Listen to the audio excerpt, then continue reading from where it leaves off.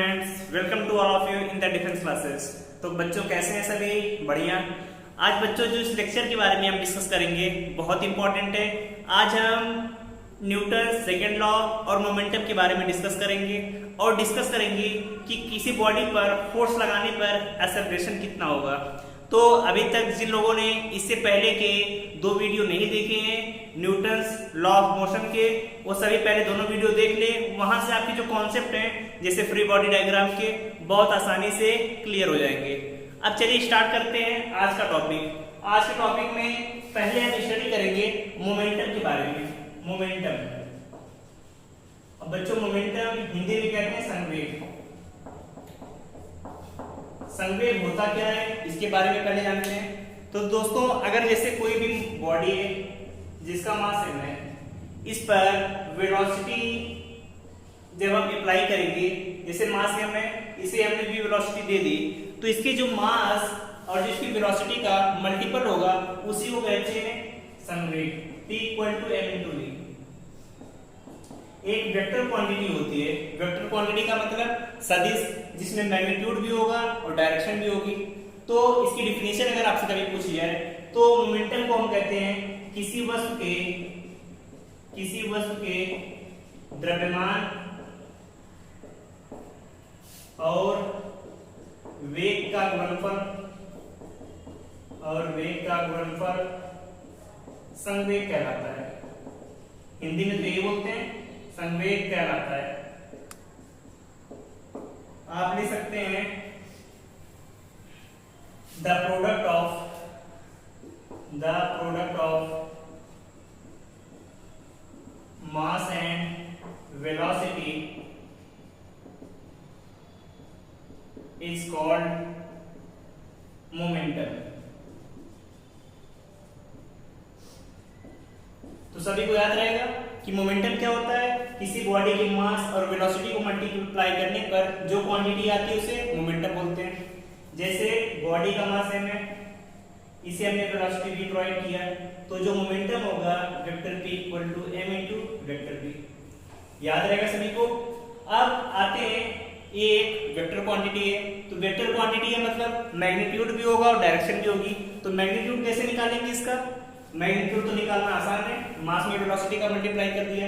लेकिन जो इसकी डायरेक्शन होती है, अब डायरेक्शन वही होगी जो वेलोसिटी की डायरेक्शन होगी। डायरेक्शन क्या होगी?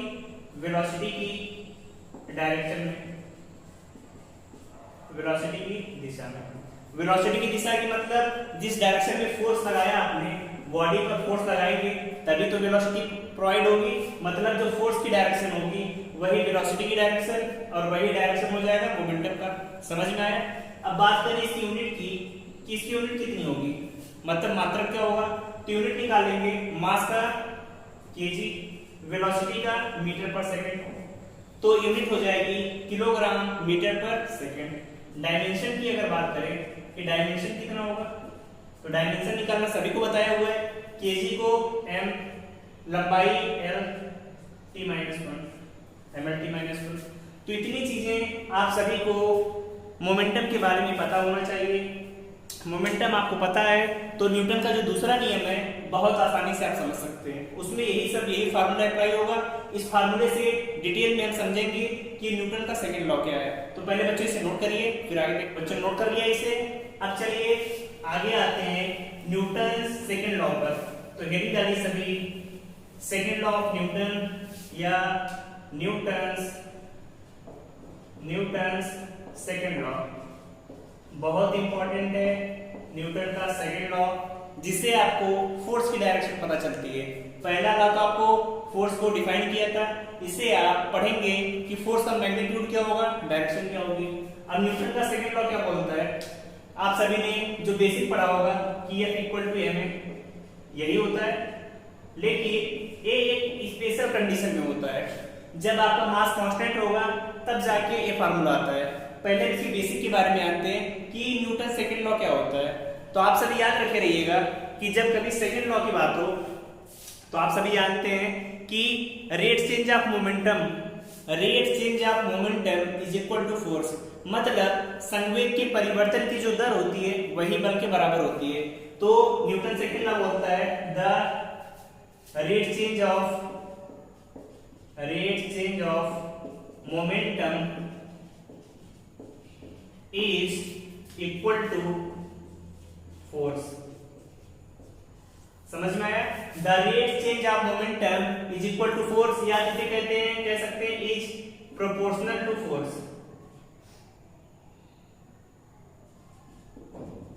Is proportional to force. Note करिए, आप momentum is proportional to force. अब देख कैसे करेंगे, rate change of momentum is equal to force. Rate change of momentum का मतलब जो संवेग है टाइम के साथ बदल रहा है और किसके प्रोपोर्शनल है, फोर्स के प्रोपोर्शनल है। अब प्रोपोर्शनलिटी का चिन्ह हटाते हैं तो कोई कांस्टेंट आता है, तो लिख सकते हैं dp by dt equal to k into F, लिख सकते हैं, फोर्स इज वेक्टर क्वांटिटी। अब देखिए ये जो कांस्टेंट है, इस कांस्टेंट की वैल्यू हम लेते हैं k इक्वल टू 1। इस कांस्टेंट की वैल्यू अगर 1 लेंगे तो कितना आ रहा है, dp by dt equal to f के बराबर आ रहा है, मैग्नीट्यूड लेंगे तो यही वैल्यू आएगी। अब आगे देखते हैं, यहाँ पर k इक्वल टू कितना मान लिया आपने, 1। अब आगे देखिए, p आप जानते हैं कि संवेग की डिफिनीशन से, मोमेंटम की डिफिनीशन से जो p होगा m इंटू v के बराबर होगा, तो आप लिख सकते हैं d by dt mv equal to f, लिख सकते हैं। अब देख रहे हैं यहाँ पर क्या हो रहा है, m इंटू v मतलब मास और वेलोसिटी दोनों का डिफरेंशिएशन करना है टाइम के रिस्पेक्ट में। अगर मास भी आपका बदल रहा है, वेलोसिटी भी बदल रही है, तो क्या होगा, अवकलन करने पर m dv by dt plus v dm by dt equal to f, यही आएगा। अब देखिए यही है न्यूटन का सेकंड लॉ, लेकिन अगर if m equal to constant, मतलब द्रव्यमान का मान कांस्टेंट है, तो इसका डिफरेंशिएशन करने पर कितना आ जाएगा, then dm by dt equal to कितना आ जाएगा, 0। मतलब मास कांस्टेंट है तो कोई चेंज ही नहीं होगा, तो 0। तो कितना आएगा, m dv by dt equal to f के बराबर। और dv बाई dt पहले ही आपको बता दिए a के बराबर होता है f equal to m into a, यही आप सभी ने पढ़ा था। तो ये लाभ तब आता है जब आपका मास कांस्टेंट होगा, तब जाके dm बाई dt का मान 0, और न्यूटन का सेकंड लॉ आता है f equal to m into vector है, क्योंकि पता है जो एक्सेलरेशन की डायरेक्शन होगी वही फोर्स की डायरेक्शन। तो बच्चों इसे नोट करिए, फिर आगे देखते हैं इस पे और क्या क्या कॉन्सेप्ट बाकी हैं और इसकी हेल्प से आगे हम कैसे क्वेश्चन करेंगे। तो नोट करिए इसे कैसे। अब ऐसे कुछ एग्जांपल अगर समझ लें, इसमें एग्जांपल आप ले सकते हैं, जैसे जहां पर मास चेंज होगा, तो मास चेंज के लिए आपने देखा होगा जब कभी भी जेट का प्रोपल्सन होता है, मतलब जब कभी जेट छोड़ा जाता है तो उस कंडीशन में मास भी आपका वेरी होगा। आपने सभी ने देखा होगा जैसे जेट को छोड़ते हैं, जेट ऊपर जाएगा तो नीचे की तरफ गैस लीक करता है, और गैस छोड़ने की वजह से जो उसमें अमाउंट भरी होती है गैस की धीरे धीरे कम होती चली जाती है और वेलोसिटी बढ़ती चली जाती है। तो उस कंडीशन में मास भी चेंज होगा, वेलोसिटी भी चेंज होती है। तो वहां पर न्यूटन का जो सेकंड लॉ है F equal to m dv by dt plus v dm by dt apply होगा। जहां पर मास चेंज होगा आपको इस फार्मूले से करना होगा, जहां पर मास कांस्टेंट होगा इस फार्मूले से निकालेंगे। तो एग्जांपल में आप लिख लीजिए जेट प्रोपल्सन, जहां पर मास भी चेंज होता रहता है, एग्जाम में पूछा जाता है। अब एक इंपॉर्टेंट पॉइंट है जिसे आप सभी नोट करके लिख लीजिए, फिर इसके बाद आते हैं क्वेश्चंस पे। नोट करके लिखिए सभी। नोट पॉइंट है कि जो न्यूटन का पहला नियम है, न्यूटन्स फर्स्ट लॉ,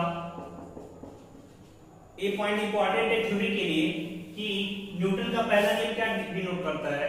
तो जो न्यूटन का पहला नियम होगा आप सभी ने देखा होगा कि फोर्स की डिफिनीशन को बताता है, ये डिनोट करता है डिफिनीशन ऑफ फोर्स,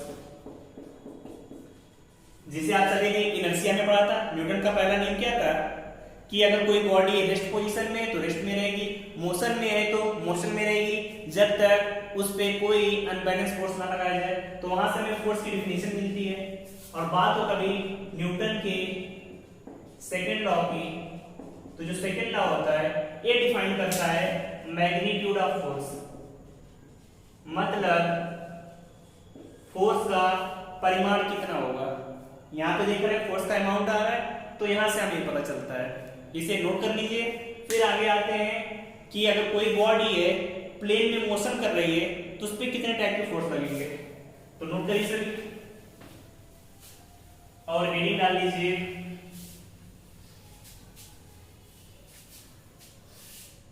हेडिंग डालिए सभी, motion of a body, motion of a body in a horizontal plane, चिकने तल पर पिंड की गति।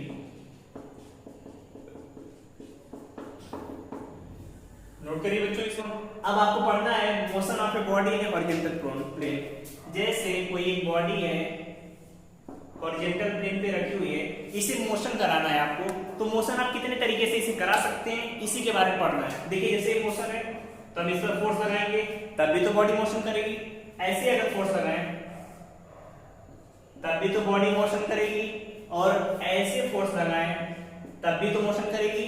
तो यहाँ पे 3 कंडीशन दिख रही है आपको कि हॉरिजॉन्टल फोर्स लगा रहे हैं तब भी बॉडी मोशन कर रही है, किसी एंगल पर फोर्स लगा रहे हैं तब भी बॉडी मोशन कर रही है, और किसी एंगल पर वर्टिकली डाउनवर्ड या लगा रहे हैं तभी बॉडी क्या है, मोशन में है। तो इसे अब डिटेल में पढ़ेंगे, पहले हॉरिजॉन्टल फोर्स के लिए कि कितना एक्सेलरेशन होगा, कितना फोर्स होगा, इन सभी के बारे में। फिर किसी एंगल पे लगाने पर, फिर किसी एंगल पर डाउनवर्ड लगाने पर क्या चेंजेस आएंगे, सभी को पढ़ते हैं। तो पहला स्टार्ट करते हैं, जैसे कोई बॉडी है, पहला पॉइंट है कोई एक बॉडी है, मास इसका m है, हॉरिजॉन्टल सरफेस पे रखी हुई है, क्या कर रहे हैं, फोर्स F लगाया और बॉडी को एक्सेलरेशन से मोशन करा रहे हैं, यही कंडीशन है आपकी। तो पूछा जा रहा है इसमें कि नेट फोर्स का मान कितना होगा, नेट एक्सेलरेशन इसमें पूछा जाता है, find A and N। N का मतलब नॉर्मल रिएक्शन। तो फ्री बॉडी डायग्राम बनाना बताया था हमने, फ्री बॉडी डायग्राम में आप सभी को बताया था कि बॉडी पर जितने फोर्स लग रहे हैं पहले सभी को डिफाइन करेंगे। तो इस बॉडी पर क्या क्या लग रहा है, पहला मास mg लग रहा है, मास mg, और दूसरा जो सरफेस है दोनों कांटेक्ट में है तो इस पर एक नॉर्मल फोर्स लगाएगी जिसे m लिखते हैं। बॉडी f इस तरह डायरेक्शन में फोर्स है तो एक्सेलरेशन ऐसे जा रही है, तो ऊपर कितना लग रहा है, n इक्वल टू mg, सही। हॉरिजॉन्टल डायरेक्शन में f लग रहा है, F लगने से बॉडी में ma के बराबर फोर्स जनरेट होगा क्योंकि मास m है, फोर्स F लग रहा है, एक्सेलरेशन है F इक्वल टू m है, तो a का मान कितना आ जाएगा, F बाई m के बराबर। यही दो चीजें, ये तो आपका नॉर्मल केस है जो आप सभी ने पहले से पढ़ा है। अब लेकिन जैसे किसी एंगल पर फोर्स लगाएंगे फिर क्या होगा उसे देखते हैं। तो देखते हैं फिर इसमें कि जब एंगल पे लगाएंगे तो फिर क्या होगा, इसी को देखना है। अब जैसे कोई बॉडी है जिसका मास m है, इस सरफेस पर रखी हुई है, क्या कर रहे हैं, इस बॉडी पर हमने फोर्स F लगाया हॉरिजॉन्टल से थीटा डायरेक्शन में, यही कंडीशन है। तो पूछ रहा है लगाने पर बॉडी आगे कितने एक्सेलरेशन से जाएगी, इसमें भी निकालना है आपको, find A and N। N का मतलब ये जो सरफेस है इस बॉडी पर कितना रिएक्शन लगाएगी, यही निकालना है। तो चलिए सॉल्व करते हैं। ऐसे आपको फोर्स का मान दिया रहेगा, निकाल सकते हैं। तो कैसे निकालेंगे, पहले जब कोई चीज किसी एंगल पे लगी है तो उसके दो कंपोनेंट होते हैं।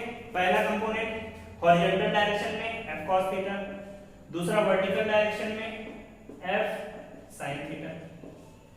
मास m है तो आप सभी को पता है नीचे वेट mg काम करेगा, और ये सरफेस इस पे नॉर्मल रिएक्शन लगाएगी तो नॉर्मल रिएक्शन है, इतने फोर्स काम कर रहे हैं बॉडी पर।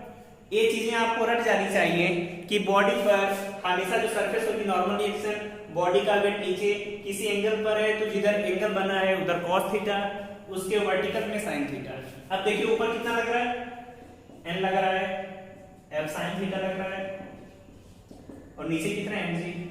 एक इक्वेशन आपको बन जाएगी, थीटा पता रहेगा आप सभी को, mg दिया रहेगा, F कितने फोर्स से लग रहा है, n का मान निकल जाएगा। समझ में आ गया। अब देखिए हॉरिजॉन्टल डायरेक्शन में क्या लग रहा है, हॉरिजॉन्टल डायरेक्शन में F cos थीटा, मान लिया जो बॉडी है ये एक्सेलरेशन से जाएगी तो तो कितना आएगा f cos theta equal to m into A. दूसरी इक्वेशन, अब यहाँ से a का मान निकाल लेंगे, a equal to f cos theta by m। तो आप बहुत आसानी से यह थीटा m दिया है करके क्वेश्चन को सॉल्व कर लेंगे, बहुत आसानी से आंसर आ जाएगा, कोई दिक्कत इसमें बच्चों आ जाएगा। अब आते हैं थर्ड केस पर कि थर्ड केस में कैसे हम करेंगे। तो देखिए जो थर्ड केस होगा, थर्ड केस में हम कैसे करेंगे उसके बारे में पढ़ते हैं। जो थर्ड केस है, बॉडी का मास m है, ऐसे है, इसमें क्या कर रहे हैं, बॉडी पर हम फोर्स लगा रहे हैं, कितना, हॉरिजॉन्टल से थीटा डायरेक्शन में ऐसे फोर्स लगा हुआ है, तो बॉडी कितने एक्सेलरेशन से जाएगी ये आपसे पूछा जा रहा है, और पूछा जा रहा है नॉर्मल रिएक्शन क्या होगी। तो सेम तरीका अप्लाई करेंगे, बिल्कुल उसी तरीके से। अब कैसे करेंगे इसे देखते हैं। अब क्या करेंगे, बॉडी पर फोर्स कितना लग रहा है, तो फोर्स उसी तरीके से m है, mg नीचे आ गया, नॉर्मल रिएक्शन ऊपर चला गया, af है तो इधर f cos थीटा, इधर f sin थीटा, इतने फोर्स लगेंगे बच्चों, कोई दिक्कत। अब सभी को बैलेंस कर दीजिए। तो पहले क्या करेंगे, f cos theta equal to body उधर की तरफ जा रही है m इंटू ए, तो e की वैल्यू कितनी आ गई, f cos theta by m के बराबर, समझ में आया। और दूसरा जो फोर्स लगेगा ऊपर की तरफ कितना लग रहा है, n, नीचे की तरफ mg, और देख रहे हैं जो f sin थीटा है ये भी नीचे की तरफ है, तो f sin थीटा, तो यहां से इसकी भी वैल्यू निकाल देंगे। तो इस तरीके से क्वेश्चन में जो भी पूछा है, अगर कोई बॉडी हॉरिजॉन्टल प्लेन में मोशन कर रही है तो तीन केसेस बनते हैं, और तीनों केसेस को हमने आपको बता दिया। अब बच्चों नेक्स्ट लेक्चर में जो हम पढ़ेंगे, नेक्स्ट लेक्चर बहुत इंपॉर्टेंट होने वाला है। उसमें हम कोई बॉडी ऐसे, इसका मास है, इसके ऊपर एक मास रखा हुआ है, तो इनके बीच रिएक्शन कितनी होगी ये सब निकालना पड़ेंगे। कोई बॉडी ऐसे, मास m है, इधर मास 2m है, दोनों जुड़ी हुई है, तो तनाव कितना होगा, एक्सेलरेशन कितना होगा, इन सभी के बारे में पढ़ेंगे। तो नेक्स्ट लेक्चर हमारा पूरा बेस्ड होगा फ्री बॉडी डायग्राम वाले इंपॉर्टेंट क्वेश्चन पे। फ्री बॉडी हमने बनाना सिखा दिया है, अब अगले लेक्चर में हमें देखना है कि कैसे इस पर कितने टाइप के क्वेश्चन बन सकते हैं, कितने टाइप के। कोई बॉडी ऐसे दी हुई है, मास m रखा हुआ है थीटा एंगल पर, किसी पुल्ली से बना हुआ है, तो इसमें तनाव का मान कितना होगा। इस टाइप के क्वेश्चन बहुत इंपॉर्टेंट होते हैं और एग्जाम में तो आते ही हैं। तो नेक्स्ट लेक्चर बहुत इंपॉर्टेंट है, लेकिन उसके पहले जो पहले के लेक्चर है सभी अच्छे से देख लीजिए और अपने कॉन्सेप्ट क्लियर कर लीजिए। कोई भी डाउट हो तो पूछते रहिए बच्चों, और आप सभी चैनल को लाइक करिए, शेयर करिए, सब्सक्राइब करिए, और उन्हें भी शेयर करिए जो आप सभी के फ्रेंड्स हैं जिन्हें इस चैनल के बारे में नहीं पता। तो बच्चों all the best, thank you, bye bye.